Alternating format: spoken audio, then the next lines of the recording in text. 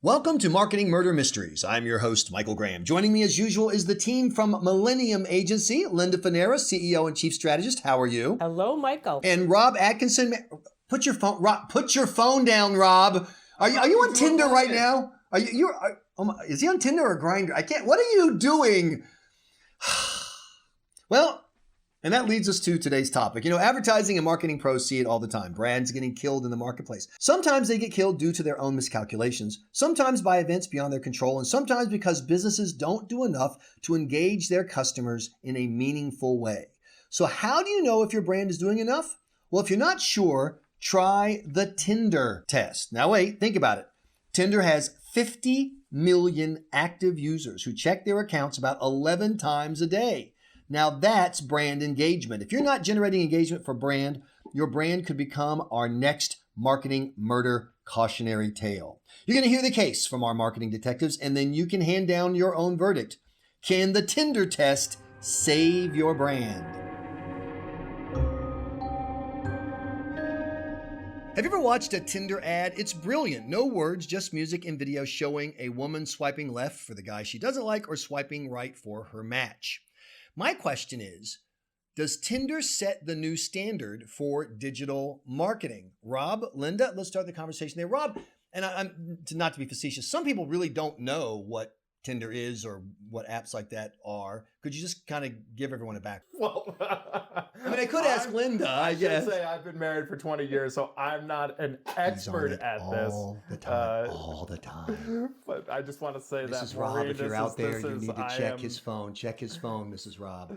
Right, but the idea is brilliant, right? People are posting, uploading their own photos. It's a dating app. It's a dating app, but what's brilliant about it is the user-generated content that people are submitting.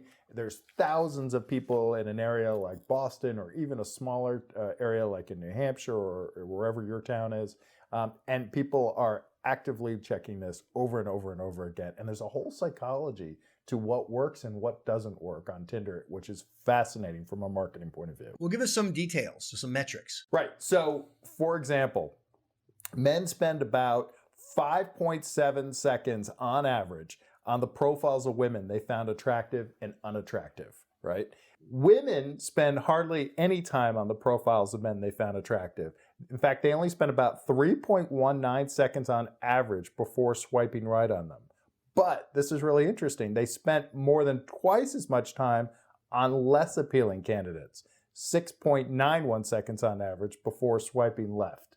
So there's a lot you can look at the psychology of what's driving those choices. And Linda, before we get into the weeds of Tinder, just broadly speaking, what should people in marketing take away from the Tinder model? Well, first of all, is people are making decisions in a short order. 3 seconds, 6 seconds, that's probably lines up to a lot of the time people spend on websites or looking at social media posts or maybe starting to watch a video. So it lines up perfectly. And it's interesting that you're talking about someone who may not be as attractive as someone else and they're spending more time because they're actually taking that time to decipher the person, maybe look into that a little bit more and say, okay, well, is this person worth pursuing or not? So I think it's very intriguing, some of the stats that you're talking about, but it actually lines up quite well with a lot of the other digital marketing strategies that are out there today. And so isn't that a case, Rob, for something that has been discussed a lot in digital marketing as we see the time window shrink? You will go from Facebook, where you have this post that's just sitting there and you can read it when you want, whatever, down to Twitter, which is like this little tiny, limited number of characters, and people scroll through, now to TikTok, where they're literally doing these 15-second or whatever they are videos on purpose. That if you're doing digital marketing, your first impression has never been more important than it is today. Absolutely. I mean, it's transcended all forms of media.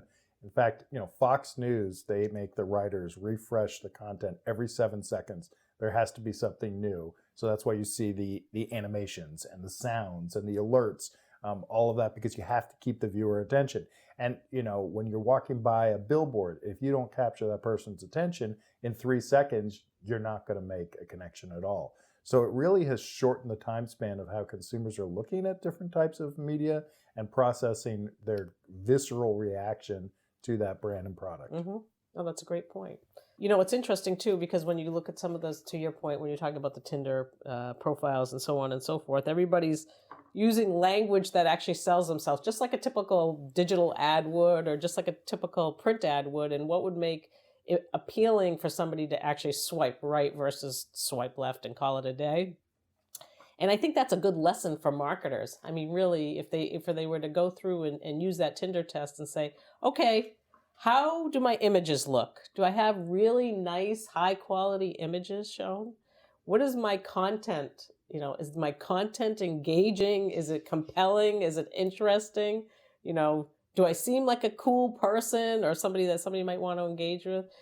Yes, you know, whatever the you know, questions may be, those apply to just your standard marketing strategies. And I think the Tinder test is a good way to really think about some of these things. By the way, did you hear she actually agreed with me and said I made a good This point? is shocking. That was just Never happened before, will not happen again. That's Can I retract recorded. that statement? So I want to also piggyback on that with, for a long time, there's been an argument when you get to the benefits and features stuff about, you know, if you can lay out the features, connect them to the benefit, whatever, you can really make progress. People want that information. And I think that that's true, but that the portal for getting the window of opportunity for which they're going to give you that chance to make that pitch has narrowed, right, Rob? And so like you once to use a Tinder model, you look at a person. If there's not something about them that attracts you physically, as to be completely brute about it, you're not going to stop and then let me find out more. What do they do for a living? You know, what are their hobbies? Blah, blah, blah. And so it's vitally important that first encounter not just be eye-pleasing or whatever, but there's got to be a hook and get something that makes you take that extra other 10 seconds that you were never going to give them. Well, that's what I think Tinder's so smart, because the people who post on Tinder know exactly their target audience, right? So the guy who posts with no shirt on, right?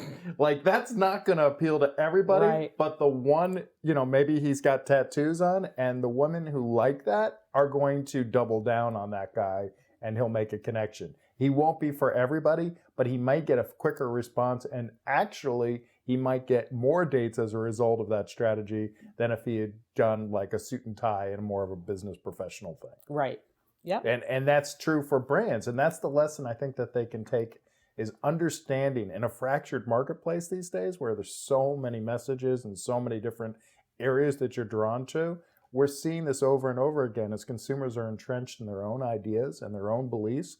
And those who market to them and understand that and do it in a way that double down can also increase their share of marketplace, because you're getting consumers like Tinder going back 11 times a day. You'll get consumers going back to your product Right. and buying it repeatedly. So it's always easier to have consumers who like your product buy more of it than going out and finding new ones. But Linda, isn't there also the flip side, the danger of, I've decided that what people need on social media is to click on my stuff a lot, so I'm just going to keep creating stuff, but the stuff isn't engaging. The stuff doesn't grab you. And so it actually drives people away. People say, I'm not going to invest my time in your social media stream, whether it's Twitter, Facebook, whatever, because it's just not that good. Well, yeah, and that applies to Twitter too, where people are just lying about who they are and their profiles. You know, they may tell you one thing, but that's not really true. And most people are smart enough to figure out that that's just BS. So same with social media. If a company spends, you know, all of its time and efforts on posting social media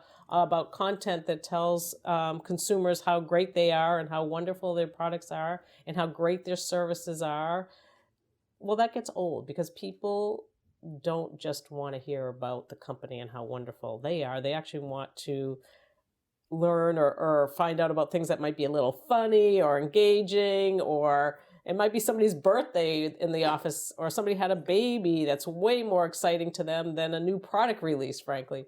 Okay, we're all talking around it. So let's cut to the chase here for social media marketing, digital marketing. Sexy.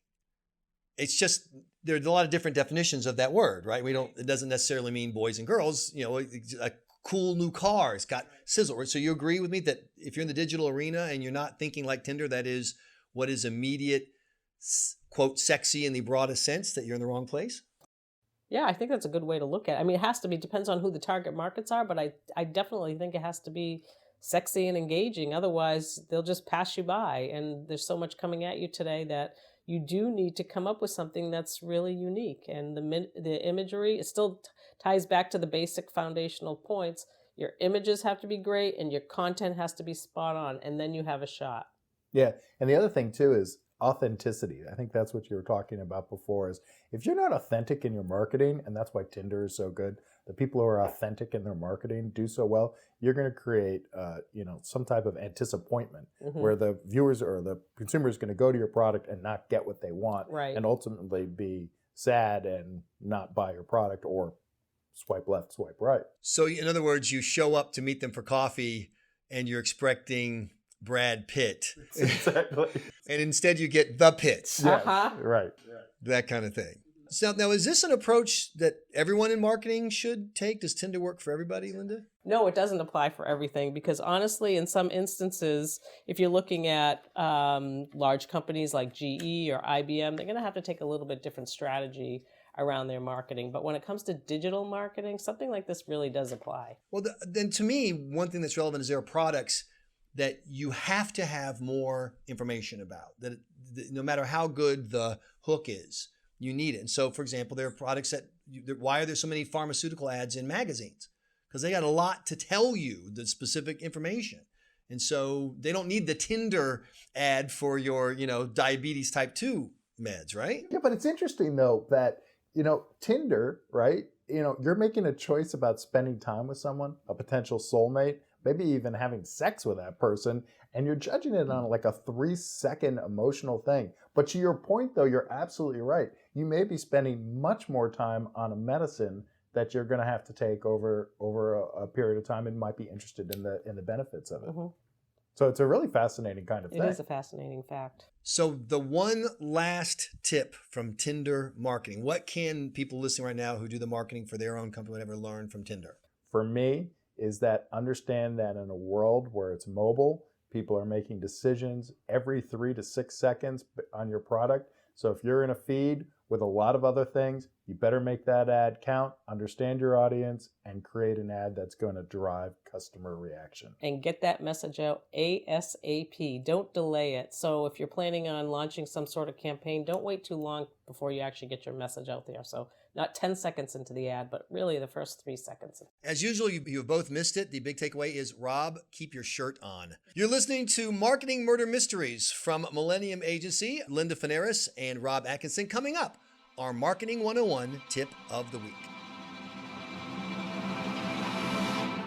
And now it's time for our Millennium Agency Marketing Tip of the Week. Here is our tipster, Rob Atkinson. Rob, what do you have for us today? Hey, Michael. So what I want to talk about today is fear is the killer in your marketing. So if you're sitting there monitoring your analytics all day long and not seeing the leads roll in, stop the madness right now. The analytics are like so far down the funnel that if you're just looking at that, then you're totally missing the point altogether. So when you start a marketing push, let's say you're going to launch a new web ad and maybe back it up with some radio, you don't want to start 24, 48 hours in going, oh my gosh, it's not working. Oh my gosh, what do we do? Oh my gosh, this is a mistake. You have a plan, right?